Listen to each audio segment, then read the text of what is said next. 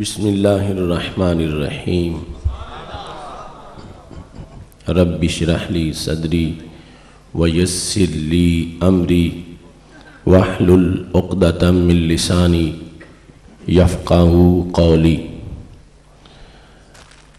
الحمد للہ الذی شرف الحرمین والصلاة والسلام علی من قال الحسین منی وانا من الحسین وعلى آلہ واصحابہ فی الدارین۔ اما بعد فاعوذ باللہ من الشیطان الرجیم۔ بسم اللہ الرحمن الرحیم۔ الف لام میم را کتاب انزلناہ الیک لتخرج الناس من الظلمات الی النور۔ صدق اللہ العظیم وصدق رسولہ النبی الکریم الامین۔ ان اللہ وملائکتہ یصلون علی النبی یا ایہا الذین آمنوا صلوا علیہ وسلموا تسلیما۔ الصلاۃ والسلام علیک یا سیدی یا رسول اللہ وعلی آلک واصحابک یا حبیب اللہ۔ مولایا صلی وسلم دائما ابدا علی حبیبک خیر الخلق کلہم منزہ عن شریک فی محاسنہ فجوہر الحسن فیہ غیر منقسم۔ محمد تاج رسل اللہ قاطبۃ، محمد صادق الاقوال والکلم، محمد ذکرہ روح لانفسنا، محمد شکرہ فرد علی الامم۔ رب صلی وسلم دائما ابدا علی حبیبک خیر الخلق کلہم۔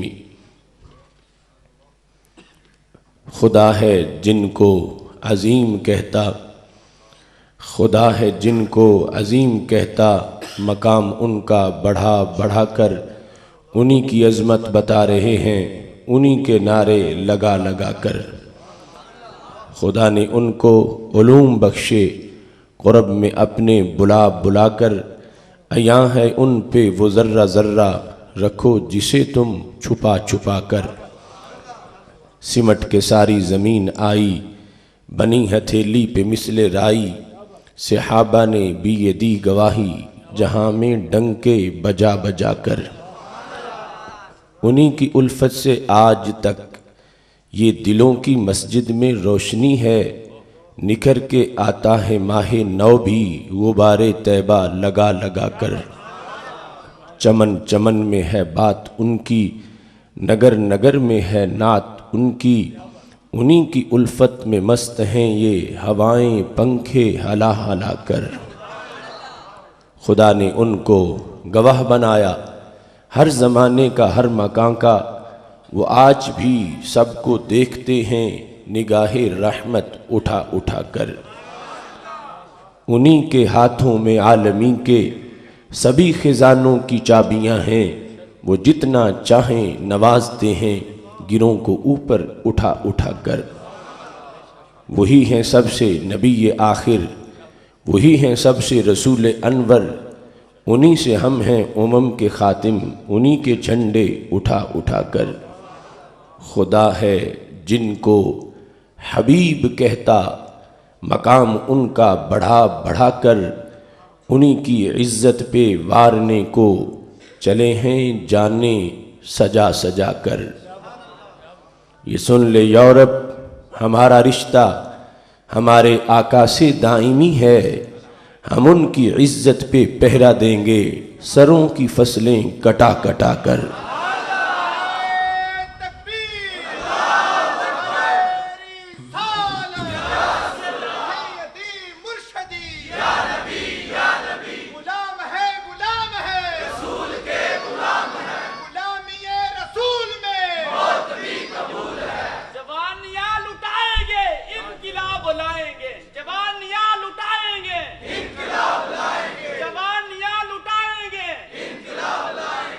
یہ چھوٹی موٹی حکومتیں کیا ہماری غیرت دبا سکیں گی، ہمیں مجدد و خیر آبادی نے حر بنایا پڑھا پڑھا کر۔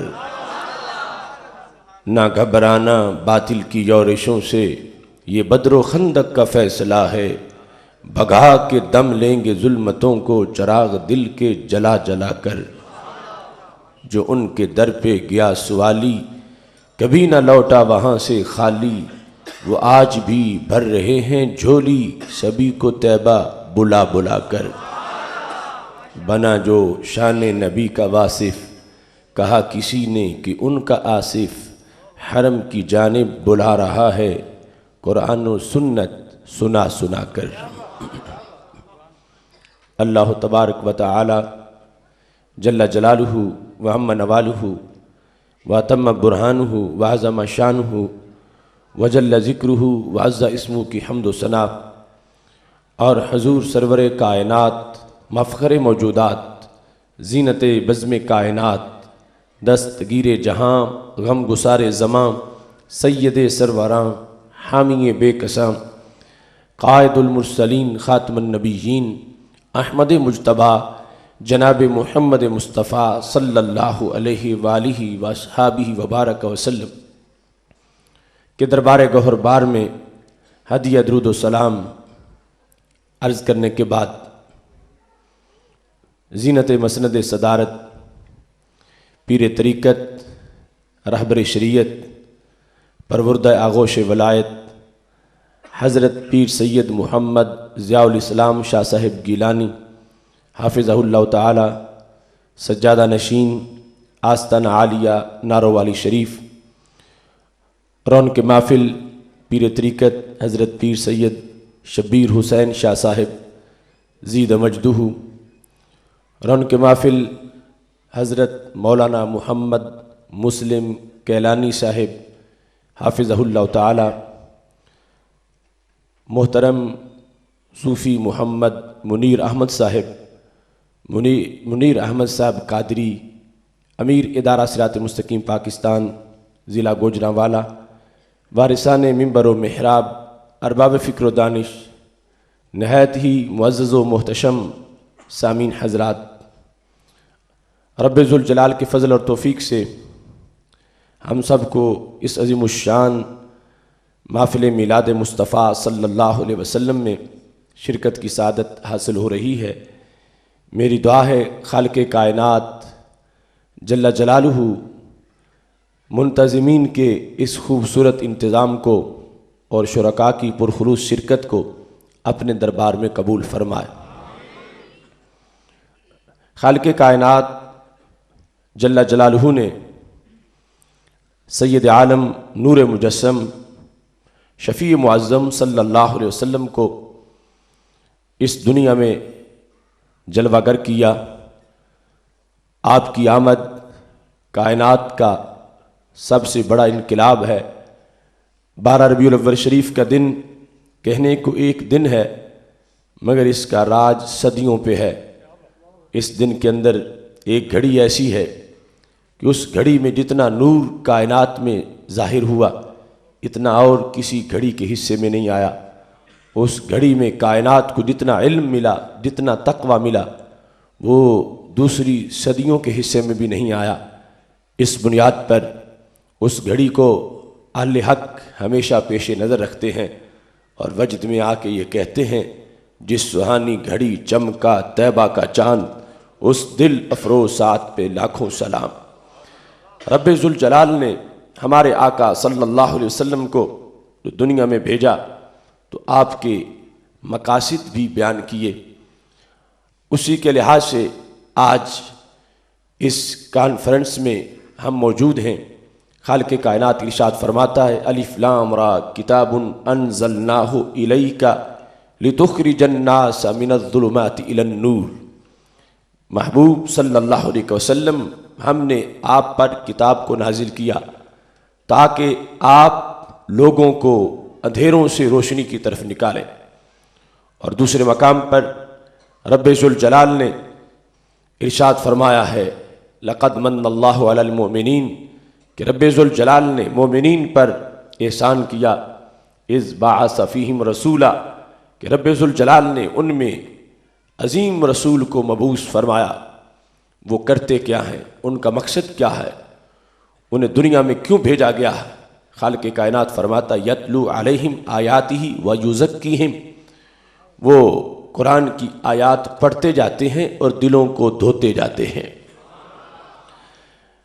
مقاصد میلاد کو جس وقت ہم بیان کرتے ہیں تو اس سے پتہ چلتا ہے کہ رب ذوالجلال نے سید المرسلین حضرت محمد مصطفیٰ صلی اللہ علیہ وسلم کو کائنات میں مشکل کشائی اور حاجت روائی کے لیے بھیجا، کائنات میں نور بانٹنے کے لیے بھیجا، کائنات میں دلوں کے زنگ اتارنے کے لیے بھیجا، کائنات میں دلوں کے اندر نور بھرنے کے لیے بھیجا۔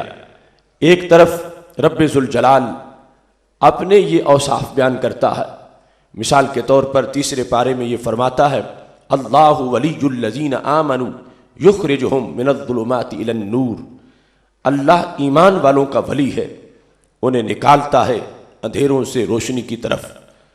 دوسری طرف اپنے محبوب علیہ السلام کی بھی یہ شان بیان کرتا ہے الف لام را کتاب انزلناہ الیک لتخرج الناس من الظلمات الی النور، محبوب ہم نے آپ پر تاکہ آپ نکالیں لوگوں کو اندھیروں سے روشنی کی طرف۔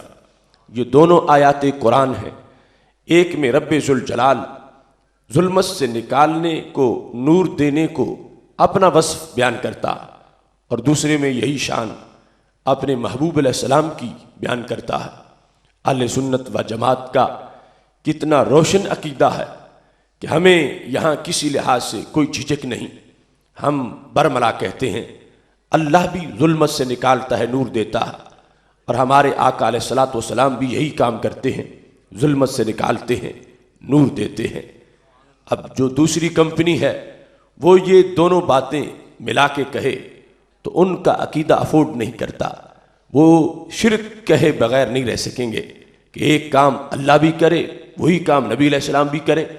لیکن یہ ہمارے بزرگوں کا ہم پہ احسان ہے، صفہ سے لے کر آج تک صراط مستقیم کے ڈاکومنٹس ہمارے پاس موجود ہیں، قرآن ہماری سوچ کی حمایت کرتا ہے، اور میلاد شریف کے مقاصد بیان کرتے ہوئے ہم یہ تقریر کر سکتے ہیں کہ رب ذوالجلال بھی ظلمت سے نکالتا ہے، نور دیتا ہے، اور ہمارے آقا صلی اللہ علیہ وسلم بھی ظلمت سے نکالتے ہیں، نور دیتے ہیں۔ یہ کوئی چھوٹا کام نہیں، یہ مشکل کشائی ہے، حاجت روائی ہے، دلوں سے کفر مٹانا، نور بھرنا، یہ بہت بڑی مدد ہے، چونکہ ظلمت مرض ہے، نور صحت ہے، ظلمت کفر ہے، نور اسلام ہے، ظلمت جہنم ہے، نور جنت ہے۔ رب ذوالجلال فرماتا ہے یہ کام میں بھی کرتا ہوں، اور فرماتا ہے میرے محبوب آپ بھی یہ کام کرتے ہیں۔ تو ہماری سوچ کے مطابق دونوں آیتیں صحیح ہیں، ہمارے عقیدے کے مطابق دونوں باتیں سچی ہیں، اللہ بھی نکالتا ہے اور نبی علیہ السلام بھی نکالتے ہیں، مگر شرک نہیں ہوا، کیونکہ رب ذوالجلال خود نکالتا ہے اور نبی علیہ السلام اللہ کی لگائی ہوئی ڈیوٹی پہ نکالتے ہیں۔ رب ذوالجلال کسی کے آرڈر پر نہیں نکالتا، خود نکالتا ہے۔ محبوب علیہ السلام رب کے آرڈر پہ نکالتے ہیں۔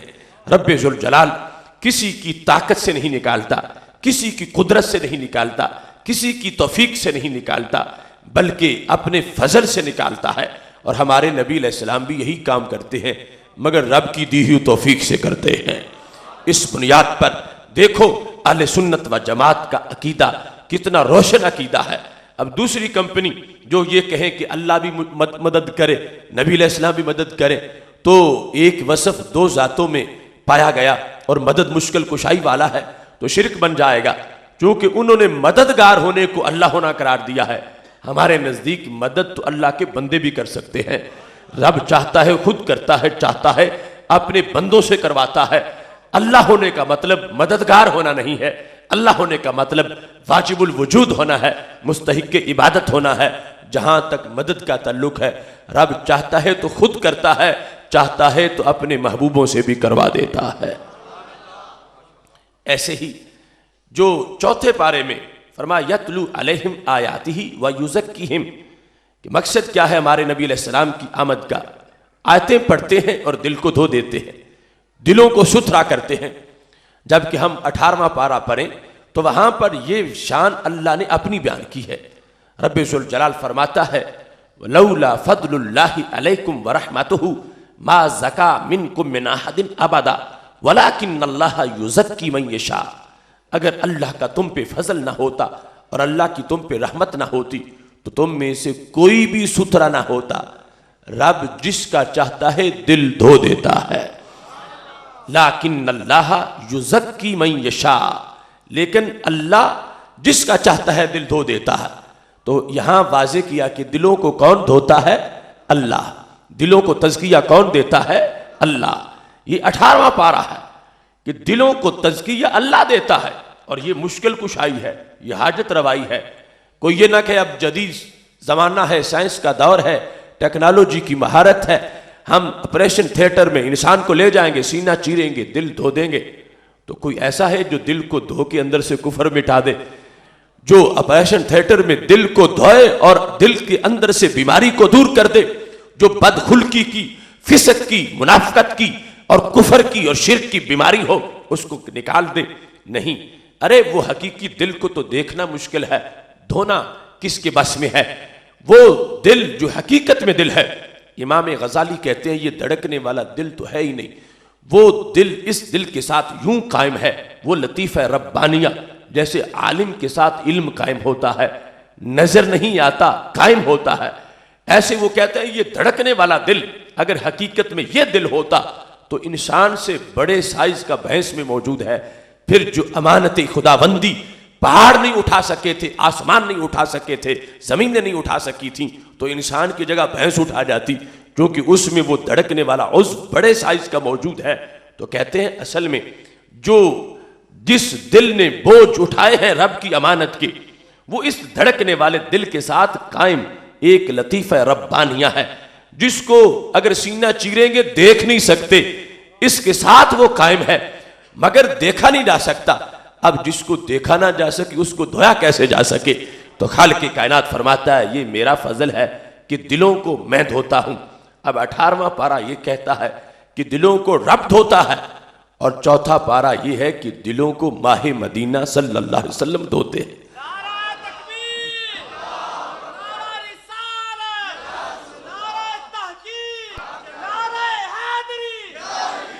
اب دل دھوتے ہیں، اور اس انداز میں کہ 2-4 کے نہیں، آج بھی یہ جو دل دھلے ہوئے ہیں 1 ارب 56 کروڑ مسلمان جو موجود ہیں، تو یہ وہی سوز ہے جو بریلی کے تاجدار نے کہا، چمک تجھ سے پاتے ہیں سب پانے والے، میرا دل بھی چمکا دے چمکانے والے۔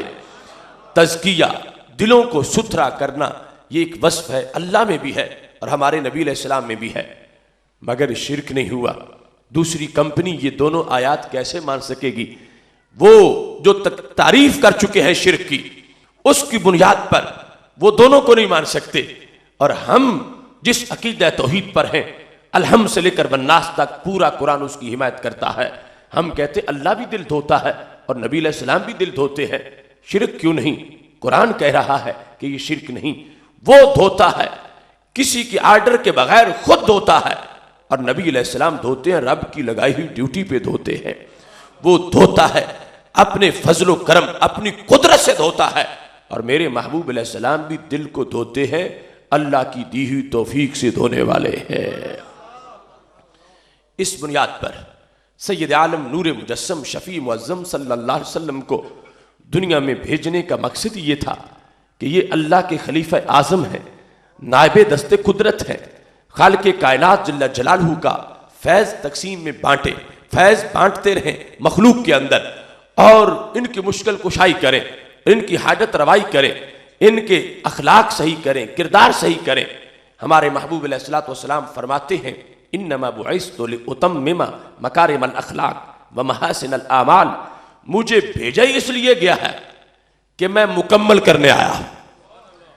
مقصد دیکھو آنے کا، تمام انبیاء کرام علیہ السلام کی دنیا میں آمد بڑی مثالی آمد تھی، مگر ان میں کسی کا یہ اعلان نہیں تھا کہ میں پورا کرنے آیا ہوں، کہ میرے بعد انسانوں تمہیں کسی کی ضرورت نہیں ہوگی۔ حضرت آدم علیہ السلام سے لے کر حضرت عیسیٰ علیہ السلام تک کسی پیغمبر کی تقریر کا یہ خطبہ نہیں تھا، کسی کی تقریر کا یہ حصہ نہیں تھا، کسی نے یہ نہیں کہا کہ میں مکمل کرنے آیا ہوں۔ انہوں نے اپنے حصے کا سبق پڑھایا ہے، وقت وقت کی ڈوز دی ہے، جو ڈیوٹی تھی اچھے طریقے سے اس کو مکمل کیا ہے، مگر جب بات کی بات پوچھی گئی تو وہ کہہ رہے تھے یأتی من بعد اسمہ احمد، میں آیا ہوں، میرے آقا ابھی آنے والے ہیں۔ یہ منفرد جلوہ گری ہے میرے محبوب علیہ السلام کی۔ فرمایا مجھے میرے رب نے بھیجا ہی تکمیل کرنے کے لیے ہے۔ انما بعثت لاتمم مکارم الاخلاق ومحاسن الاعمال، جو بھی اچھے اخلاق ہو سکتے ہیں وہ میں سکھانے آیا ہوں، جو بھی عمل کا حسن ہو سکتا ہے وہ میں بتانے آیا ہوں۔ کوئی سبق ایسا نہیں ہوگا کہ جو میں چھوڑ کے چلا جاؤں، کوئی چیز ایسی نہیں ہوگی جو دیے بغیر میں دنیا سے چلا جاؤں۔ مجھے میرے رب نے تکمیل کرنے کے لیے بھیجا ہے۔ اس بنیاد پر محبوب علیہ السلام نے آتے ہی اپنی ختم نبوت کا اعلان کر دیا، اور اپنے وہ جو تاجدار ختم نبوت کی چمک ہے اس کو ظاہر فرما دیا کہ میں آیا ہوں، سب کار نبوت مکمل کر کے دنیا سے جانے والا ہوں، اور ہمیشہ محشر تک ہر بیماری کا علاج میں نے کرنا ہے، ہر منگتے کی جھولی میں نے بھرنی ہے، ہر رات کو روشنی میں نے دینی ہے، ہر زمانے کو نور میں نے عطا کرنا ہے، اور میرے بعد تم کسی کا انتظار نہیں کرو گے، میں سب کچھ مکمل کرنے کے لیے آیا ہوں۔ اور یہ واضح کر دیا کہ اگر کوئی نبوت کا میرے بعد دعویٰ کرے گا تو جھوٹا ہوگا۔ کیوں؟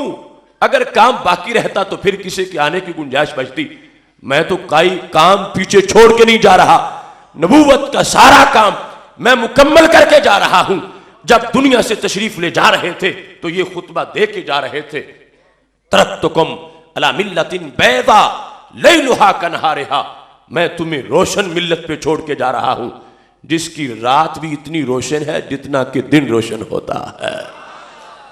اتنا نور بانٹا، اتنی روشنی دی، فرمایا تمہیں کسی نام نہاد روشن خیالی کی ضرورت نہیں پڑے گی، میں تمہیں حقیقی نور دے کے جا رہا ہوں۔ ترکتکم علی ملت بیضاء، سفید ملت، روشن ملت، لیلھا کنہارھا، فرمایا اس کی راتیں بھی اوروں کے دنوں سے زیادہ چمکدار ہیں، میں نے رات کو دن کی طرح روشن کر دیا ہے۔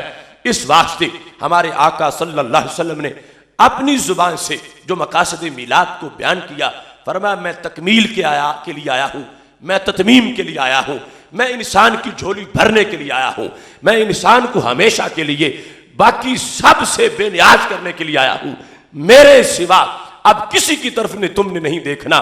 یہ وہ انداز ہے جس کو ختم نبوت سے تعبیر کیا جاتا ہے۔ اور قربان جاؤں امام عاشقاں حضرت امام احمد رضا خان فاضل بریلوی رحمت اللہ علیہ نے اس پورے مضمون کو ایک شعر میں سمیٹ کے رکھ دیا۔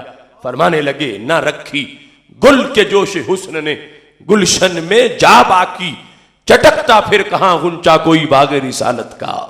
پہلے بڑے بڑے پھول کھلے مگر صحن چمن میں پھر بھی جگہ بچی ہوئی تھی، وہ پھول مسکرائے صحن چمن پھر بھی بھرا نہیں تھا۔ لیکن 12 ربیع الاول شریف کو جب ہمارے آقا سید المرسلین حضرت محمد مصطفیٰ صلی اللہ علیہ وسلم کی جلوہ گری ہوئی ہے تو صحن چمن یوں بھر گیا ہے، فرمایا اب اس میں کسی پھول کے کھلنے کی جگہ ہی باقی نہیں رہی۔ اب کوئی کوڑے کے ڈھیر پہ کانٹا تو اگ سکتا ہے مگر صحن نبوت میں کوئی پھول نہیں کھل سکتا، کیونکہ وہ پھول کھلے ہیں جن کی خوشبو نے ہر خوشبو سے بے نیاز کر دیا ہے، وہ پھول کھلے ہیں جن کی حسن و جمال پر سارے باب مکمل ہو گئے ہیں، اب پیچھے جگہ ہی باقی نہیں رہی، انہوں نے سارا کار نبوت مکمل کر دیا ہے۔ اس واسطے سید عالم نور مجسم شفیع معظم صلی اللہ علیہ وسلم دنیا میں اس انداز میں جلوہ گر ہوئے ہیں کہ آپ کے آنے سے صحن چمن ہمیشہ کے لیے معمور اور بھرپور ہو گیا ہے۔ یہی وجہ ہے کہ جتنا اس میلاد کو منایا جاتا ہے اتنا اور کسی پیغمبر کے میلاد کو نہیں منایا گیا، چونکہ ان کا آنا ایک تو مخصوص علاقوں کے لیے تھا، دوسرا مخصوص وقت کے لیے تھا، اور ہمارے محبوب علیہ السلام کی جلوہ گری وہ انفرادیت کے ساتھ ہوئی ہے۔ حضرت عبداللہ بن عباس رضی اللہ تعالی عنہما کا یہ قول طبرانی موجم کبیر میں موجود ہے کہ باقی تمام انبیاء کرام علیہ السلام آئے، آمد اور طرح کی تھی، ہر رسول صرف ایک قوم کا رسول تھا، ان میں کوئی بھی ایسے نہیں تھے جو 2 قوموں کے رسول ہوں، چاہے کہ ہزاروں قوموں کے رسول ہوں۔ تو جب وہ آئے ایک کی طرف تو ان کی خوشی ایک کو تھی، اور ہمارے محبوب علیہ السلام جب آئے کروڑوں قوموں کی طرف تو رب نے خوشی بھی سب کو عطا فرمائی ہے۔ حضرت عبداللہ بن عباس رضی اللہ تعالیٰ عنہ کا استدلال اس پہ بڑا عجیب انداز کا ہے۔ وہ کہتے ہیں دیکھو قرآن مجید میں اللہ فرماتا ہے وما ارسلنا بالرسول الا بلسان قومی، ہم نے ہر رسول کو اپنی قوم کی زبان کے ساتھ بھیجا. تو کہتے ہیں اس میں لفظ قوم بھی واحد ہے، لفظ لسان بھی واحد ہے. یوں نہیں رب نے کہا کہ ہم نے ہر رسول کو اپنی قوموں کی زبانیں دے کر بھیجا، فرمایا ہر رسول کو اپنی قوم کی زبان دے کر بھیجا. تو ابن عباس کہنے لگے پھر پتہ چلا رسول کی قوم بھی ایک ہوتی تھی اور رسول کی زبان بھی ایک ہوتی تھی. لیکن جب 12 ربیع الاول شریف کے نور کی باری آئی ہے تو اللہ نے فرمایا ہے وما ارسلناک الا کافۃ للناس بشیرا ونذیرا، محبوب ہم نے آپ کو ایک قوم کے لیے نہیں جمیع اقوام کے لیے رسول بنا کے بھیجا ہے. آپ کے ہوتے ہوئے بھی زمین پر کوئی نبی نہیں تھا اور بعد میں بھی کوئی پیدا نہیں ہو سکتا. مطلب کیا تھا؟ وہ زمانہ گزر گیا جب محبت بٹ جاتی تھی، عشق تقسیم ہو جاتا تھا. بیک وقت زمین پہ کئی نبی ہوتے تھے، کسی آبادی والے کسی کے نعرے لگاتے تھے، مرحبا کہتے تھے، کسی شہر والے کسی اور کے لگا رہے ہوتے تھے کیونکہ ان کے نبی جدا جدا ہوتے تھے. اور پھر مخصوص محدود وقت کے لیے میرے محبوب علیہ الصلوۃ والسلام ساری کائنات کے لیے آئے اور ہمیشہ کے لیے آئے. اس بنیاد پر آپ کی آمد اس انفرادیت کی ہے کہ رب ذوالجلال نے واضح کر دیا کہ نہ ان کی ہوتے ہوئے کوئی ہے نہ ان کے بعد کوئی پیدا ہو سکتا ہے قیامت تک. جس نے میلاد منانا ہے انہی کا منانا ہے، جس نے نعرہ لگانا ہے مرحبا کہنا ہے انہی کو کہنا ہے. اس واسطے کہ رب ذوالجلال نے وہ محبت عطا کی، وہ عشق عطا کیا کہ جو تقسیم ہونے والا نہیں ہے. اور ادب سارے انبیاء علیہ السلام کا ہے، عقیدت احترام سب کی ہے، مگر جو اس انداز کی جلوہ گری ہے میرے محبوب علیہ الصلوۃ والسلام کی، استقبال منفرد ان کی ذات کا ہے کہ بریلی کے تاجدار کہنے لگے عرش پہ تازہ چھیڑ چھاڑ، فرش پہ طرفہ دھوم دھام، کان جدھر لگائیے تیری ہی داستان ہے.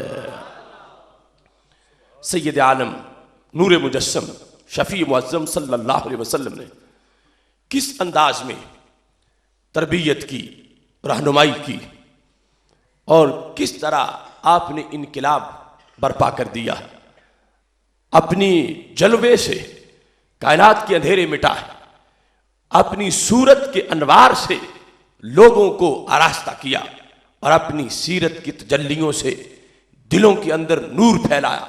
حضرت ابو رافع رضی اللہ تعالیٰ عنہ قریش کے زر خرید غلام تھے. ابو داؤد شریف میں حدیث شریف موجود ہے، وہ کہتے ہیں بعثنی قریش الی رسول اللہ صلی اللہ علیہ وسلم، مجھے قریش نے سندیسہ دینے کے لیے بھیجا تھا.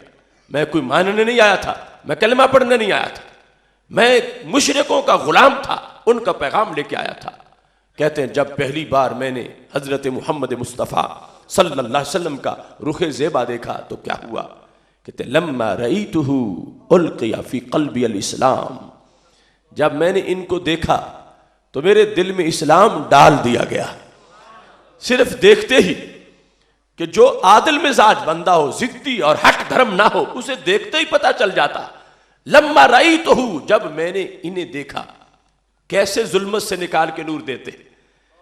یہ ضروری نہیں کہ بازو سے پکڑ کے کھینچیں، ان کے چہرے کی تجلی بھی اندھیروں سے نکال لاتی ہے. لما رأیتہ القی فی قلبی الاسلام، کہتے جو ہی میں دیکھتا گیا تو دل ان کا اقرار کر رہا تھا، آنکھ ان کا دیدار کر رہی تھی. یہ نہیں کہتے لما رأیتہ قبلت الاسلام، جب میں نے دیکھا تو اسلام قبول کر لیا. نہیں کہتے القی فی قلبی الاسلام، میرے دل میں اسلام ڈال دیا گیا. قبلت کا مطلب یہ بنتا ہے کہ میں نے اختیار سے قبول کیا. القیا کا مطلب یہ بنتا ہے کہ نور کے سامنے کوئی بس ہی نہیں چلا انکار کا، نہ مانتا تو کیا کرتا. القیا فی قلبی الاسلام، میرے دل میں اسلام ڈال دیا گیا. رخ جیسے آئینے میں مصور سجا ہوا، ماتھے کی ہر لکیر پہ قرآن لکھا ہوا. آواز جیسے نغمہ فطرت چھڑا ہوا، آغوش جیسے ہو درے کعبہ کھلا ہوا. کانپے جلال عرش مزاج حلیم سے، جنت کو رہ جائے قد مستقیم سے. یہ ہمارے محبوب علیہ الصلوۃ والسلام کا نور ہے کہ جس پہ چہرے کا نور پڑا. اگر وہ ہٹ دھرم ضدی نہیں تھا، اسے بھی دیکھتے ہی پتا چلا کہ خدا ایک ہے اور یہ اس کے سچے رسول علیہ الصلوۃ والسلام ہے. جامع ترمذی میں ظلمت سے نکال کر نور دینے کا جو انداز حضرت عبداللہ بن سلام رضی اللہ تعالیٰ عنہ خود ذکر کرتے ہیں، وہ یہودی نہیں تھے بلکہ یہودیوں کے سردار تھے، ان کے ماہر عالم تھے، سکالر تھے۔ وہ کہتے ہیں قادم النبی صلی اللہ علیہ وسلم المدینہ تھا، حضرت محمد مصطفیٰ صلی اللہ علیہ وسلم مدینہ شریف میں تشریف لائے۔ جی تو میں حاضر خدمت ہو گیا، میں ماننے نہیں گیا تھا، میں دیکھنے گیا تھا کہ یہ نئے دین والے ہیں، میں پرانے دین کا مناظر ہوں۔ پہلے دیکھنے گئے تھے کہ دیکھوں بولتے کیسے ہیں، انداز کیسا ہے۔ کہتے جی تو میں آیا، فلما تبینت وجہہ، جب میں نے چہرہ مبارک دیکھا، عرفت، مجھے معرفت ہو گئی، ان وجہہ لیس بوجہ کذاب، کہ اتنا نورانی چہرہ کسی جھوٹے انسان کا نہیں ہو سکتا۔ وہیں سے کلمہ پڑھ لیا، دل میں نور ایمان جلوہ گر ہو گیا۔ تو سید عالم نور مجسم شفیع معظم صلی اللہ علیہ وسلم کا یہ انداز ہے جو اس وقت سامنے تھے، انہیں بھی نکالا ہے، اور آج بھی اور قیامت تک کے لوگوں کے لیے اس انداز کی روشنی بانٹی ہے کہ آج بھی وہی نور ظلمت کو مٹاتا ہے، وہی چمک میرے محبوب علیہ الصلوۃ والسلام کی لوگوں کے لیے ہر جگہ مینار نور کی حیثیت رکھتی ہے، اور وہ انداز کے اصول ایسے عطا فرما دیے کہ جن کو آج بھی ہم پڑھتے ہیں تو پاک محبوب صلی اللہ علیہ وسلم کا نور ملتا ہے۔ وہ گنبد خضرا میں امت کو دیکھتے بھی ہیں، کرم فرماتے بھی ہیں، اور پھر ایک ایک جملے میں زندگی ہے، ایک ایک جملے کے اندر تابندگی ہے۔ ایک حدیث شریف اگر آپ اپنے لیے رہنما کے طور پر اسے سامنے رکھیں تو کتنی الجھنوں کا جواب ہوگا، کتنی ظلمتوں کا ازالہ ہوگا۔ میرے محبوب علیہ السلام فرماتے ہیں ان الشیطان ذئب الانسان کذئب الغنم، شیطان انسان کا دشمن ہے۔ دشمنی کیسے؟ جیسے بھیڑ کے لیے بھیڑیا ہوتا ہے ایسے انسان کے لیے بھی بھیڑیا ہے۔ بھیڑوں کا بھیڑیا وہ جو عرف میں مشہور بھیڑیا ہے وہ ہے، اور انسان کا بھیڑیا وہ شیطان ہے۔ فرما بچ کے رہو، گھاٹیوں میں بیٹھ کے وہ شکار کرتا ہے۔ اب کس کس کو شکار کرتا ہے؟ کون شیطان کے ہتھے چڑھتا ہے؟ ہمارے آقا صلی اللہ علیہ وسلم نے بھیڑوں کی قسمیں بیان کر کے اس کی آگے تفصیل بیان کر دی۔ یہ دیکھیں کہ لوگ کہتے ہیں اللہ کے نبی صلی اللہ علیہ وسلم کا کام صرف نماز روزے کا مسئلہ بیان کرنا ہوتا، جبکہ حدیث سے پتہ چلتا ہے کہ انہیں کائنات کی ہر چیز کی خبر ہوتی ہے، اور لوگوں کو سمجھانے کے لیے انہیں ساری مثالیں ان کے سامنے ہوتی ہیں۔ اب مثال دے کر ہمارے آقا صلی اللہ علیہ وسلم نے فرمایا کہ بھیڑیں جب چلتی ہیں تو ان کی نفسیات تین طرح کی ہیں۔ اس کی وجہ سے کچھ بھیڑیں ریوڑ سے پیچھے رہتی ہیں، اور جو ہی ریوڑ سے جدا ہوتی ہیں بھیڑیے کے ہتھے چڑھ جاتی ہیں اور اپنی زندگی سے محروم ہو جاتی ہیں۔ ایسے ہی کچھ انسان جماعت سے ہٹ جاتے ہیں، اپنی علیحدہ لائن بناتے ہیں، اپنا علیحدہ نظریہ بناتے ہیں، علیحدہ سوچ بناتے ہیں۔ جماعت والے تو بچ جاتے ہیں، چونکہ ید اللہ علی الجماع، اللہ کا دست قدرت جماعت پر ہے۔ جہاں انسان کے جو جمہور کا مسلک ہے، جو جمہور کا مذہب ہے، جو جمہور کی رائے ہے، جو جمہور کا طریقہ ہے، اس پر جو قائم رہتا ہے اس کے لیے ایک جماعت میں ہونے کی برکت ہے، وہ محفوظ رہتا ہے۔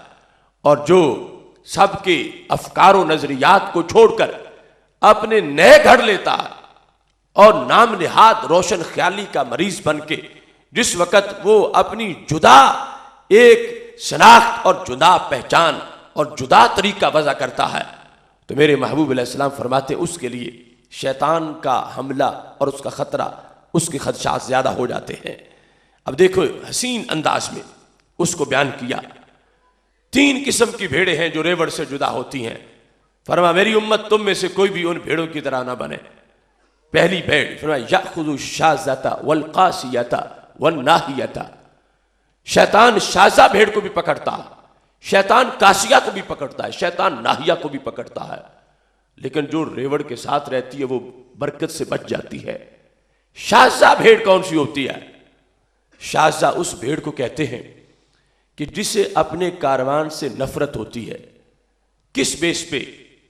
وہ اپنے آپ کو نفیس سمجھتی ہے، کاروان کو میلا کچیلا سمجھتی ہے، وہ سمجھتی ہے باقی ریوڑ کی بھیڑیں اچھی نہیں، میں تو نہایت نفیس ہوں، میں ان کے ساتھ کیوں چلوں، ان سے بدبو آتی ہے، یہ پرانی قسم کی ہے، ان کے نئے انداز نہیں ہیں، یہ شازہ، اس کو اپنے کاروان کے راہ و رسم سے پیار نہیں ہوتا، نفرت ہوتی ہے، تو سائیڈ پہ چلتی ہے، پیچھے پیچھے رہتی ہے کہ وہ میں ان میں شمار نہ ہوں، وہ علیحدہ چلے میں علیحدہ چلوں۔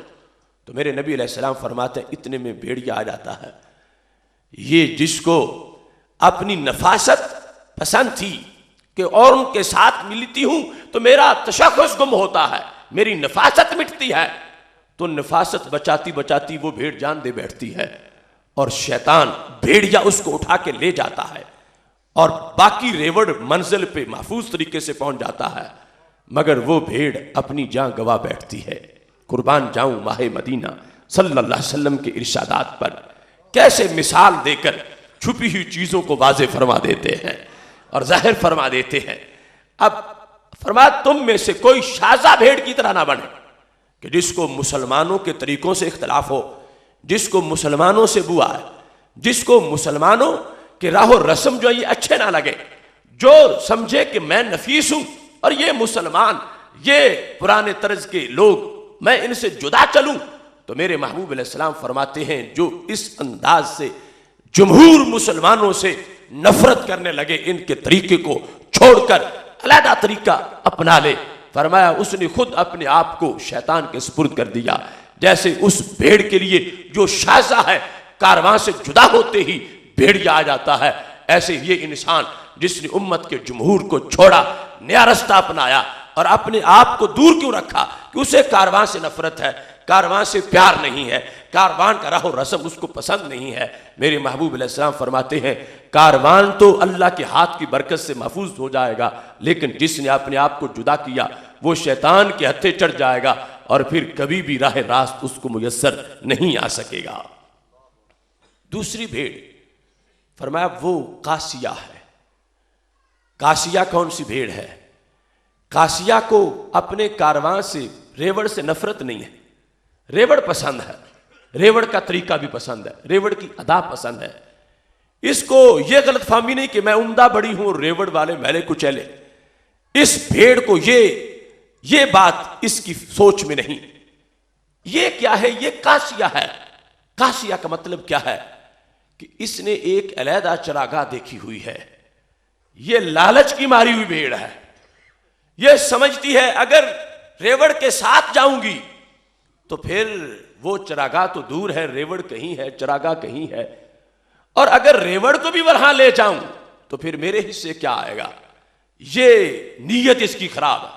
ریوڑ چل رہا ہے، یہ جان بوجھ کے پیچھے رہتی ہے کہ جب ریوڑ نگاہوں سے اوجھل ہو جائے گا میں اکیلی چرنے چلی جاؤں گی اور میں اچھی طرح چلوں گی۔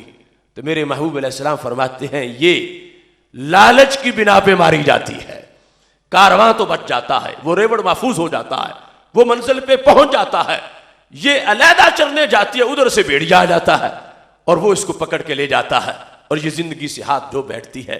تو فرمایا میری امت تم میں سے کوئی قاسیہ بھیڑ کی طرح بھی نہ بنے کہ امت سے جدا ہو، لالچ کی وجہ سے امت سے جدا ہو، اپنے تجوری بھرنے کے لیے ملت کے کارواں سے جدا ہو، اپنے لالچ کے لیے، اپنے ذاتی مفاد کے لیے کہ بد مذہبوں سے جدا جا کے ملے اور ان سے ایڈ وصول کرے اور پھر اپنی ساکھ اس میں بچانے کی کوشش کرے۔ میرے محبوب علیہ السلام فرماتے ہیں نہ تم قاسیہ بنو، نہ شازہ بنو، نہ کارواں سے نفرت کرو اور نہ ہی لالچ کے بل بوتے پر کارواں کو چھوڑو، بلکہ کارواں کے ساتھ رہو، اللہ جماعت کی برکت سے تمہیں عافیت عطا فرمائے گا۔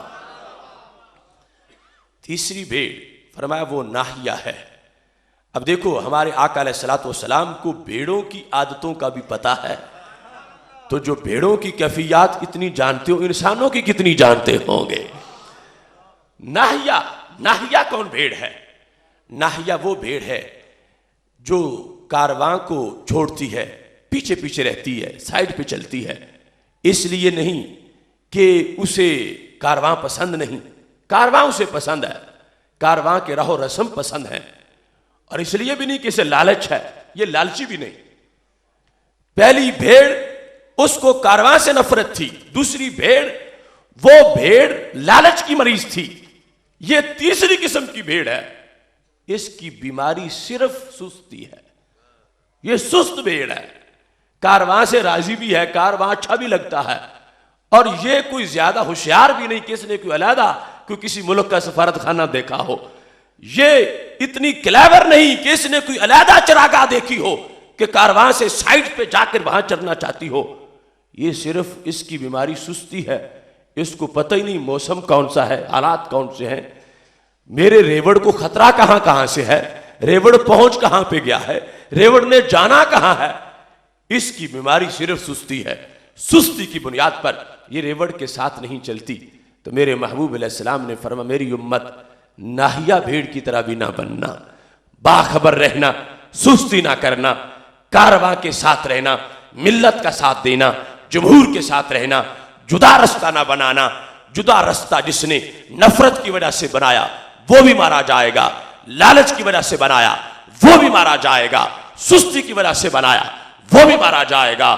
میرے محبوب علیہ السلام نے صراط مستقیم کے اوصاف کو واضح کیا اور قیامت تک کے لیے اس چیز کو روشن فرمایا کہ جو میں تمہیں دے کے جا رہا ہوں، جو میں نے صفہ والوں کو دیا ہے، جس کو میں نے تمہارا دین بتایا ہے، اس پر تم نے قائم رہنا ہے، اس سے آگے پیچھے نہیں جانا، اور سواد اعظم اور جمہور کے ساتھ رہنا ہے۔ تو میرے محبوب علیہ السلام کا ایک ایک جملہ دیکھو، ایک ایک لفظ دیکھو۔ آج بھی جس وقت ہم حالات کو دیکھتے ہیں کہ جو جس طرح کی بھیڑ بنا ہے، زمانے میں ثابت ہوا کہ وہ رسوا ہوا، وہ ذلیل ہوا، اہل سنت و جماعت کی جمہور کی سوچ کو چھوڑ کے جو سائڈ پہ نکلا، اسے فوراً کسی نہ کسی شیطان سے اس کا سامنا ہوا اور اپنی زندگی سے ہاتھ دھو بیٹھا۔ مبارک ہو اہل سنت و جماعت تمہیں کہ جمہور کے سایہ کے نیچے چلتے ہو، داتا صاحب کی بات کرتے ہو، خواجہ صاحب کی بات کرتے ہو، پیر کیلانی کی بات کرتے ہو، شیر ربانی کی بات کرتے ہو، اللہ کے نیک بندوں کے راستے کے ساتھ منسلک ہو، نئے نئے راستوں کی طرف متوجہ نہیں ہوتے، جس کی وجہ سے رب ذوالجلال نے آج بھی عافیت عطا فرمائی ہے۔ محتشم سامعین حضرات، چونکہ میرے محبوب علیہ السلام نے دیکھا، فرمایا میں ایسے فتنے دیکھ رہا ہوں مستقبل میں جیسے بارش کے قطرات ہوتے ہیں، تو ان فتنوں سے بچ کے رہنا۔ آج اہل سنت و جماعت فکری طور پر اس دولت کے امین ہیں جو رسول اللہ صلی اللہ علیہ وسلم نے عطا فرمائی، اور اس میں محور ہمارے نبی علیہ السلام کی ذات گرامی ہے، جس سے نسبت آپ سے ہے اس کو عظمت ملی، اور جسے بھی ملی آپ ہی سے ملی۔ سید عالم نور مجسم شفیع معظم صلی اللہ علیہ وسلم کی ذات گرامی معیار ہے۔ اس سلسلہ میں ایک بات کرتے ہوئے اپنی گفتگو کو سمیٹنے کی کوشش کرتا ہوں۔ اعلی حضرت مجدد دین و ملت امام اہل سنت حضرت امام احمد رضا خان فاضل بریلوی رحمۃ اللہ علیہ نے المعتمد کے اندر اس چیز کو واضح کیا، اور لائنیں 4-5 ہیں مگر ان میں مفہوم کئی جلدوں کا موجود ہے، اور اگر آج اس نظریے کو ہائی لائٹ کیا جا تو کتنے لوگ فتنے سے بچ سکتے ہیں اور کتنے لوگ مختلف قسم کی گمراہیوں سے محفوظ ہو سکتے ہیں۔ ہمارے امام نے سید عالم نور مجسم شفیع معظم صلی اللہ علیہ وسلم کے فیض اور ہدایت کا تذکرہ کرتے ہوئے ارشاد فرمایا ہے، لیس حب الصحابۃ لذواتہم ولا حب اہل البیت لانفسہم بل حبہم کلہم جمیعا لوصلتہم برسول اللہ صلی اللہ علیہ وسلم۔ فرمایا کہ صحابہ کی محبت ان کی ذات کی وجہ سے نہیں، نبی علیہ السلام کی نسبت کی وجہ سے ہے۔ اہل بیت کی محبت ان کی ذات کی وجہ سے نہیں، میرے محبوب علیہ السلام کی نسبت کی وجہ سے۔ اصحاب آل رضی اللہ تعالیٰ عنہم، ایک ہے ان کا ذاتی طور پر ان سے پیار ہونا، ایک ہے نبی علیہ السلام کی نسبت کی وجہ سے پیار ہونا۔ تو شریعت نے ہم سے جو تقاضا کیا ہے کہ آل سے بھی پیار کرو، اصحاب سے بھی پیار کرو، وہ کس بنیاد پہ تقاضا کیا ہے؟ وہ اس بنیاد پہ کہ انہیں ہمارے نبی علیہ السلام نے نسبت دے کے عظمتیں عطا فرمائی ہے. چونکہ ہمارے آقا علیہ الصلوۃ والسلام ارشاد فرماتے ہیں احبوا اہل بیتی لحبی، میرے اہل بیت سے میری وجہ سے پیار کرو. احبوا اہل بیتی لحبی، میرے اہل بیت سے میری وجہ سے پیار کرو. اللہ اللہ فی اصحابی، میرے صحابہ کے بارے میں رب سے ڈرتے رہنا. لا تتخذوہم غرضا من بعدی، انہیں میرے بعد نشانہ نہ بنا لینا. فمن احبہم فبحبی احبہم فمن ابغضہم فببغضی ابغضہم. اور جو ان سے پیار کرتا ہے وہ مجھ سے پیار کرتا ہے، جو ان سے بغض رکھتا ہے وہ مجھ سے بغض رکھتا ہے. اب یہ ہے اطراف کا جو عشق ہمارے لیے لازم ہے. کیوں؟ کہ ان کو ہمارے نبی علیہ السلام نے عظمت عطا فرمائی. پیار آل سے کرو میری وجہ سے، پیار اصحاب سے کرو میری وجہ سے. اس کو ہی اعلی حضرت رحمت اللہ علیہ نے اپنے جملوں میں بیان کرتے ہوئے فرما دیا کہ لیس حب الصحابۃ لذواتہم، صحابہ کی محبت ان کی ذوات کی وجہ سے نہیں. ولا حب اہل البیت لانفسہم، اہل بیت کی محبت ان کی جانوں کی وجہ سے نہیں.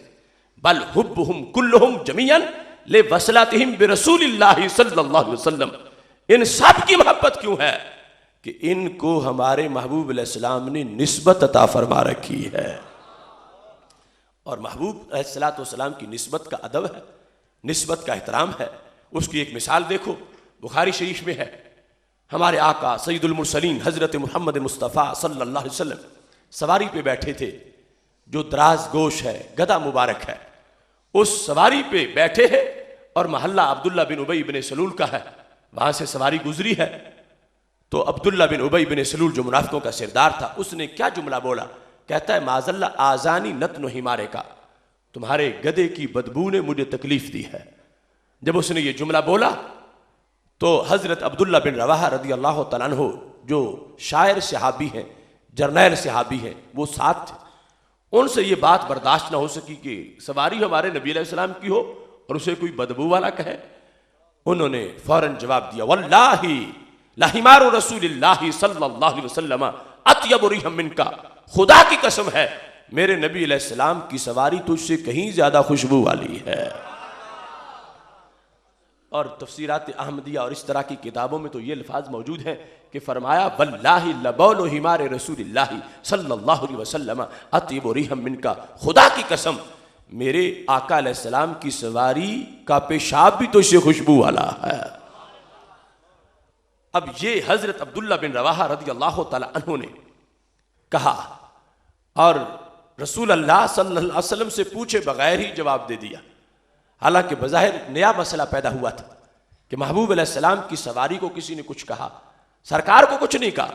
نبی علیہ السلام کی تعلیمات کو، سرکار کی سنتوں کو، ذات کو، صفات کو کچھ نہیں کہا، سواری کو کچھ کہا. تو بظاہر پوچھنا چاہیے تھا محبوب آپ کی سواری کو اگر کوئی کچھ کہے تو چپ رہنا چاہیے یا بولنا چاہیے؟ بولنا چاہیے تو نرم بولنا چاہیے یا گرم بولنا چاہیے؟ صرف بولنا ہی چاہیے یا ہاتھ بھی کھولنا چاہیے؟ یہ سب کچھ پوچھنا چاہیے تھا مگر نہیں پوچھا. یعنی وہ یہ بتا رہے تھے کہ پوچھنے کی وجہ سے عشق کے فریضے کی ادائیگی میں دیر ہو جائے گی. فوراً جواب دیا، گرم جواب دیا اور لڑائی ہوگی جوتوں سے، ڈنڈوں سے، مکوں سے. بات کیا ہے؟ بات ایک سواری کی ہے اور وہ کیا ہے؟ وہ گدھا ہے. عام ہوتا تو حماقت کا حوالہ ہے، جسے بے وقوف کہنا اس کو گدھا کہتے ہیں. مگر یہاں کیا ہے؟ یہاں ہمارے رسول علیہ السلام، اس کی نسبت بدل گئی. وہ رسول اللہ صلی اللہ علیہ وسلم کا گدھا ہے، اب اس دراز گوش کی نسبت بدل گئی ہے، اسے عظمت مل گئی ہے. اب اس کی شان کیسے بیان ہوتی ہے؟ واللہ خدا کی قسم، اللہ کے نام کی قسمیں اٹھا کے اس کی شان بیان ہو رہی ہے. حضرت عبداللہ بن رواحہ رضی اللہ تعالی عنہ نے ان لوگوں کو ڈنڈے مارے جنہوں نے سرکار دو عالم صلی اللہ علیہ وسلم کی طرف منسوب گدھے کی توہین کی. اور وہ بتا رہے تھے لوگوں جس میز پہ قرآن رکھا جائے اس پھٹی کا بھی احترام ہوتا ہے، تو جس پیٹھ پہ صاحب قرآن بیٹھے ہوں اس پیٹھ کا کتنا ادب ہوگا.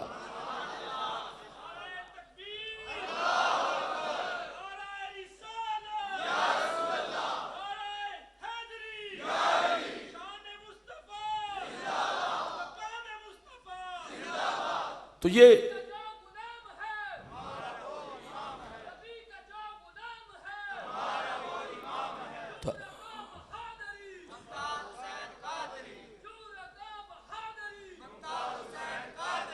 اب دیکھو ایک سواری ہے اس کی نسبت بدل گئی ہے، اور آج بھی تم نے ابھی نعرے میں دیکھ لیا، ایک انسان 4 جنوری 2011 سے پہلے اسے کوئی جانتا نہیں تھا، اب اسے کوئی بھولتا نہیں ہے۔ پہلے صرف امی کا پیارا تھا، اب امت کا پیارا ہے۔ پہلے صرف خاندان کا پیارا تھا، اب ہر صاحب ایمان کا پیارا ہے۔ کیونکہ جب گدھا ہمارے رسول بن جائے علیہ السلام تو اس کی شان بڑھ جاتی ہے، تو عام انسان جب عاشق رسول علیہ السلام بن جائے اس کی شان اور انداز کی ہوتی ہے، نسبت سے عظمت مل جاتی ہے۔ اب وہ سواری کہ جس کو بدبو والا کہا عبداللہ بن ابی بن سلول نے، تو حضرت عبداللہ بن رواحہ رضی اللہ تعالیٰ عنہ نے اس کو ڈنڈے مارے۔ اس سواری کا ادب یہ تمہارا دل بھی فتویٰ دیتا ہے کہ یوں ہی چاہیے تھا جیسے حضرت عبداللہ بن رواحہ نے کیا۔ تو میرے بھائیوں، اس سواری کو نسبت ملی، مگر اس سے بڑی نسبت اس سواری کو ملی جو غار کی طرف محبوب کو کندھوں پہ اٹھا کے لے جا رہے تھے۔ ان لوگوں کی نسبت کتنی بڑی ہے جن کے گھروں میں میرے نبی علیہ السلام کی صاحبزادیاں ہوں، یا جن کی صاحبزادیاں میرے نبی علیہ السلام کے گھر میں ہوں، ان کی کتنی بڑی نسبت ہے۔ ارے عام سواری اس کو نسبت مل گئی، اس سواری کو اگر کوئی بدبو والا کہتا ہے، یہ تمہارے دل کا فتویٰ ہے کہ حضرت عبداللہ بن رواحہ نے صحیح کہا کہ تم اس سواری کے پیشاب، یہ سواری کا پیشاب بھی تو سے خوشبو والا ہے، یہ صحیح کہا، ڈنڈے صحیح مارے۔ اور اب یہ سوچنا ہے کہ جب میرے محبوب علیہ السلام کی نسبت سے اتنی عظمت ملتی ہے تو پھر کتنا سادات کا ادب لازم ہے، کتنا اصحاب کا ادب لازم ہے، کس قدر خلفائے راشدین کی شان کو ماننا ضروری ہے، کس قدر ان کا ادب و احترام ضروری ہے، کتنی ان کی اونچی شان ہے۔ حضرت صدیق اکبر رضی اللہ تعالی عنہ، حضرت فاروق اعظم رضی اللہ تعالی عنہ، جن کی صاحبزادیاں میرے نبی علیہ السلام کے گھر میں ہیں، تو کتنی بڑی نسبت ہے ان کو، کتنا بڑا تعلق ہے ان کا۔ اور حضرت عثمان غنی رضی اللہ تعالی عنہ اور حضرت مولا علی رضی اللہ تعالی عنہ، جن کے گھر میں میرے نبی علیہ السلام کی صاحبزادیاں ہیں، تو کتنی بڑی شان ہے ان کی۔ اس بنیاد پر یہ اہل سنت و جماعت کا عقیدہ ہے کہ ان کو نسبت ملی میرے محبوب علیہ السلام سے، اس نسبت نے عظمت عطا فرما دی ہے، اور اس عظمت کی وجہ سے ہم کسی ایک طرف بھی کسی کمی کا، کسی کجی کی نسبت نہیں کر سکتے۔ ہر طرف محبت نے بہار دی ہے، ہر طرف نسبت پر پھول کھلے ہیں۔ ایسا نہیں ہے کہ ایک طرف پھول ہوں دوسری طرف کانٹے ہوں۔ یہ کمال ہے میرے نبی علیہ السلام کی نسبت کا کہ اس نے سب کو عظیم کر دیا ہے۔ اب کوئی ایک کا نام سن کے جلے اور دوسرے کے نام کو سن کے محبت کا اظہار کرے تو یہ سمجھا جائے گا اس کا عشق رسول علیہ السلام کامل نہیں۔ سرکار سے محبت کامل ہوتی تو محبت نسبت کا فیض بھی پورا تسلیم کرتا۔ اس بنیاد پر اب دیکھو اعلی حضرت فاضل بریلوی رحمۃ اللہ علیہ کہتے ہیں، جب محور ہمارے نبی علیہ الصلوۃ والسلام کی ذات گرامی ہے، فرما من احب ابا بکر ولم يحب علی فقد احب ابن ابی قحافہ لا خلیفۃ رسول اللہ صلی اللہ علیہ وسلم۔ جس نے حضرت صدیق اکبر رضی اللہ تعالی عنہ سے پیار کا دعویٰ کیا اور حضرت سیدنا علی رضی اللہ تعالی عنہ کے نام سے جلا، تو اعلیٰ حضرت کہتے ہیں وہ حب صدیق میں بھی غدار ہے۔ وہ حضرت صدیق اکبر کا پرائیویٹ ووٹر ہو سکتا ہے، شرعی ووٹر نہیں ہے، اس نے ان سے پرائیویٹ پیار کیا ہوا ہے۔ کیوں؟ فرمایا اگر رسول اللہ صلی اللہ علیہ وسلم کا خلیفہ سمجھ کے پیار کیا ہوتا تو جن کے پہلے خلیفہ عظیم ہیں ان کے چوتھے خلیفہ بھی عظیم ہیں۔ اگر نسبت محبوب علیہ السلام کی پیش نظر رکھ کے کہ ان کی بیٹی نبی علیہ السلام کی عقد نکاح میں ہے اس لیے پیار کیا ہوتا تو پھر محبوب کی بیٹی جن کی عقد نکاح میں ہے تو پھر ان سے بھی پیار کرتا۔ تو یہ حضرت صدیق اکبر رضی اللہ تعالیٰ عنہ سے محبت کا دعویٰ کرے اور حضرت علی رضی اللہ تعالیٰ عنہ کے نام سے جلے، فرمایا اس نے ابو قحافہ کے بیٹے سے پیار کیا ہے، اللہ کے محبوب علیہ السلام کے خلیفے سے پیار نہیں کیا، وہ پرائیویٹ پیار کر رہا ہے، سرکار کی وجہ سے اس نے پیار نہیں کیا۔ اگر محبوب علیہ السلام کی وجہ سے کیا ہوتا تو پھر پیار ایک طرف نہ رکتا، پھر دوسری طرف بھی جاتا، پھر مکمل جانبین میں پیار ہوتا۔ اور دوسرا جملہ بولتے ہیں وَمَنْ أَحَبَّ عَلِيًّا وَلَمْ يُحِبَّ أَبَا بَكْرٍ فَقَدْ أَحَبَّ ابن ابی طالب لا اخا رسول اللہ صلی اللہ علیہ وسلم۔ فرمایا جس نے حضرت علی رضی اللہ تعالی عنہ سے پیار کا دعویٰ کیا اور حضرت صدیق اکبر رضی اللہ تعالی عنہ کے نام سے جلا، میرے امام نے کہا وہ حب علی کا بھی چور ہے، وہ حب علی کا بھی غدار ہے۔ کیوں؟ وہ حضرت علی رضی اللہ تعالی عنہ کا پرائیویٹ ووٹر ہے۔ اگر نبی علیہ السلام کا بھائی سمجھ کے پیار کرتا ہوتا تو پھر پیار حضرت صدیق اکبر سے بھی کرتا ہوتا۔ اس نے انہیں ابو طالب کا بیٹا سمجھ کے پیار کیا ہے، نبی علیہ السلام کا بھائی سمجھ کے پیار نہیں کیا، محبوب علیہ السلام کی نسبت کو پیش نظر رکھ کے پیار نہیں کیا۔ جس وقت کوئی انسان بھی رسول اللہ صلی اللہ علیہ وسلم کی ذات کو پیش نظر رکھ کے پیار کرے گا تو پھر ایک سانس میں ابو بکر کر رہا ہوگا، دوسری سانس میں علی علی کر رہا ہوگا۔ اس واسطے کہ جو نسبت ہے میرے نبی علیہ السلام کی وہ ہر ایک کو منوائے گی کہ ہم نے سلام نسبت کو کرنا ہے، اور نسبت ایک طرف نہیں، نسبت دونوں طرف ہی موجود ہے۔ میں بچپن میں ایک شعر پڑھتا تھا مولانا روم کا، تو مجھے اس کی سمجھ نہیں آتی تھی، لیکن جب میں نے اعلیٰ حضرت کی کتاب میں اس کو پڑھا تو فکر رضا کے زیر سایہ مجھے اس کی سمجھ آئی۔ اس مقام پر وہ شعر اعلیٰ حضرت رحمۃ اللہ علیہ نے لکھا کہ مولانا روم کہتے ہیں اے گرفتار ابو بکر و علی تو چے دانی سر حق کے غافلی۔ ترجمہ یہ ہے اے ابو بکر و علی کے گرفتار، تجھے کیا پتا ہے حق کا، تو غافل ہے۔ تو میں یہ سمجھتا کہ حضرت مولانا روم نے دونوں پارٹیوں کی صفحہ کر دیا، کہتے کسی کو بھی حق کا پتہ نہیں، اے گرفتار ابو بکر و علی، اے ابو بکر کے گرفتار، اے علی کے گرفتار، تمہیں دین کا پتہ ہی کوئی نہیں، تو چے دانی سر حق کے غافلی، تجھے سر حق کا کیا پتا ہو کہ تو غافل انسان۔ لیکن اعلیٰ حضرت فاضل بریلوی رحمۃ اللہ علیہ کی کتاب میں پہلی بحث کے بعد جب یہ شعر پڑھا تو پھر مجھے پتا چلا کہ مولانا روم کتنی پتے کی بات بتا رہے۔ پتا چلا گرفتار علی کون ہے، گرفتار ابو بکر کون ہے، کہ جن دونوں کو میدان سے وہ آؤٹ کر رہے ہیں۔ تو گرفتار ابو بکر وہ ہے جو حضرت صدیق اکبر رضی اللہ تعالی عنہ سے پیار کا دعویٰ کرے اور حضرت سیدنا علی رضی اللہ تعالی عنہ کے نام سے جلے۔ گرفتار علی کون ہے؟ جو حضرت علی رضی اللہ تعالی عنہ سے پیار کا دعویٰ کرے اور حضرت صدیق اکبر رضی اللہ تعالی عنہ کے نام سے جلے۔ مولانا روم کہتا ہے تم دونوں کو ہی دین کا کوئی پتہ نہیں ہے۔ کیوں؟ سر حق یہ ہے کہ جب محبوب کی طرف نسبت سواری کی ہو جائے تو اس کی بے ادبی برداشت نہیں ہوتی، تو ان کو تو نسبت ہی بہت بڑی ملی ہوئی ہے۔ اس واسطے فرمایا گرفتار ابو بکر وہ ہے کہ جو حضرت صدیق اکبر کا پرائیویٹ ووٹر بنا ہوا ہے، شرعی پیار نہیں کرتا، ویسے ان کی پارٹی شو کرتا ہے اپنے آپ کو، اور وہ حقیقی پیار اس کو حاصل نہیں ہے، اس وجہ سے وہ حضرت علی رضی اللہ تعالیٰ عنہ کے نام سے جلتا ہے۔ اور گرفتار علی وہ ہے جو حضرت علی رضی اللہ تعالیٰ عنہ کا پرائیویٹ ووٹر بنا ہوا ہے، شرعی پیار نہیں کرتا، ویسے پیار کے دعوے کر رہا ہے، اور حضرت صدیق اکبر رضی اللہ تعالیٰ عنہ کے نام سے جلتا ہے۔ نسبت رسول اللہ السلام کو سلام ہے، اس نسبت کے پیش نظر کیا ہے کہ کوئی دونوں اطراف کی محبت سے چہرہ نہیں پھیر سکتا، بیک وقت ان سب سے پیار کرتا ہے، اس واسطے کہ سب کی محبت کا پتہ میرے نبی علیہ السلام کی نسبت نے عطا فرمایا ہے۔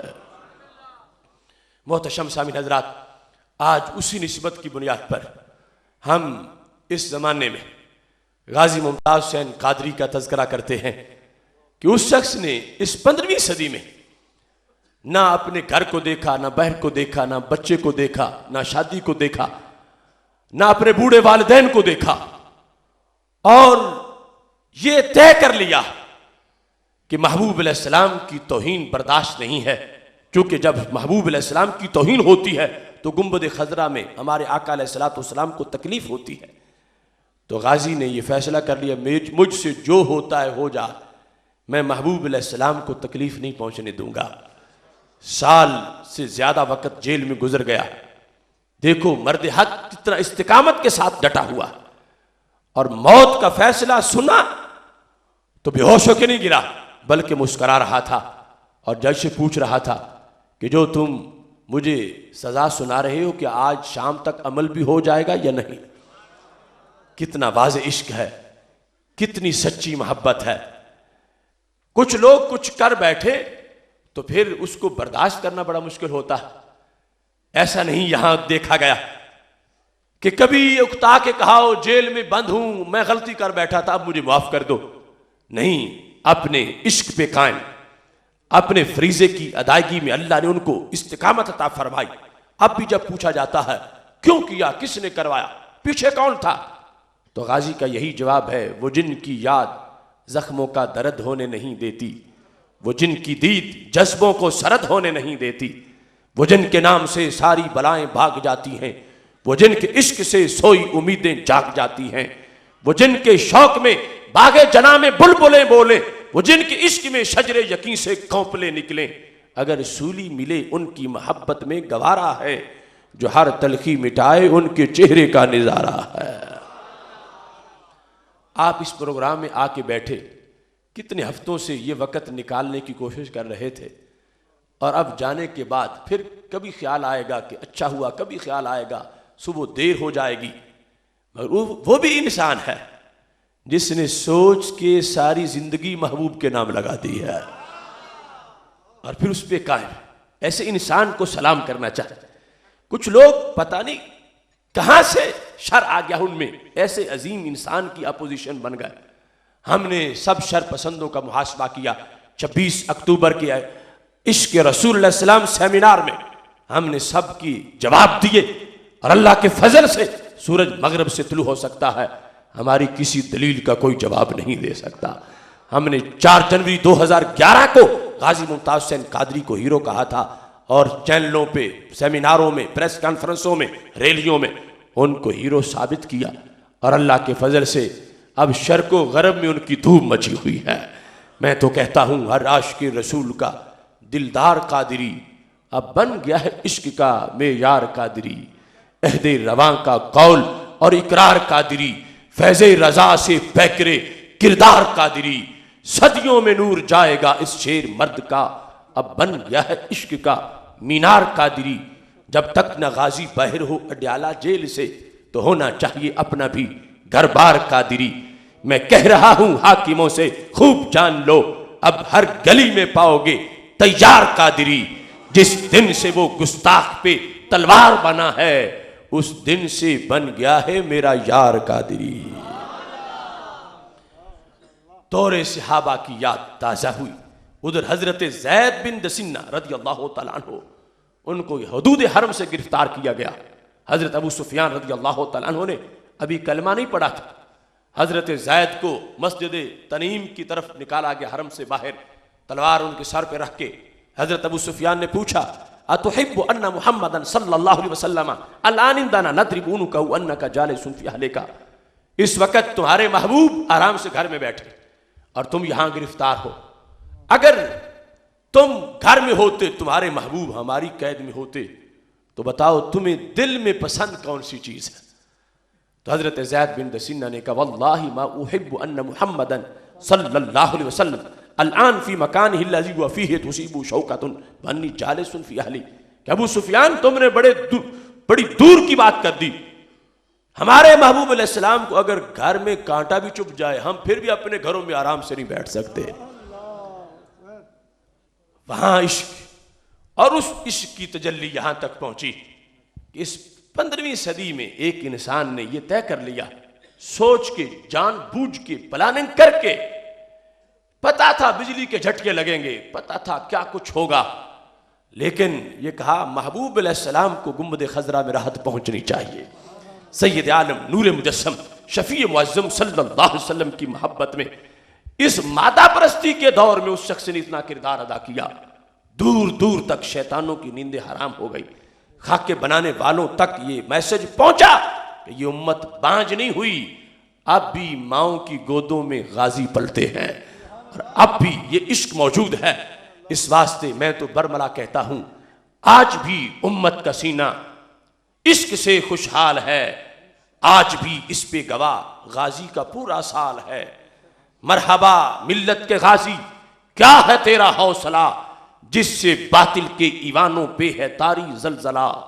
اے حسینی قافلے کے شیر دل سہلے جوان، تو نے کئی بہروپیوں کو کر دیا عبرت نشان۔ لمحہ لمحہ آج تیرے عہد کا ذیشان ہے، بچہ بچہ آج تیرے نام پہ قربان ہے۔ شیر آصف سے کہیں اونچی تیری پرواز ہے، نام بھی ممتاز تیرا، کام بھی ممتاز ہے۔ اس واسطے ان کی رہائی کے لیے بھرپور کوشش کرنی ہے، اور یاد رکھیں انشاءاللہ 7 اپریل کو لاہور کی سرزمین پر حضرت داتا گنج بخش حجویری رحمۃ اللہ علیہ کے شہر میں ریلوے اسٹیڈیم میں 4تھا سالانہ عقیدہ توحید سیمینار منعقد ہو رہا ہے۔ پہلے 3 سیمینارز ہوئے جن کے فیوز و برکات دور دور تک پہنچے۔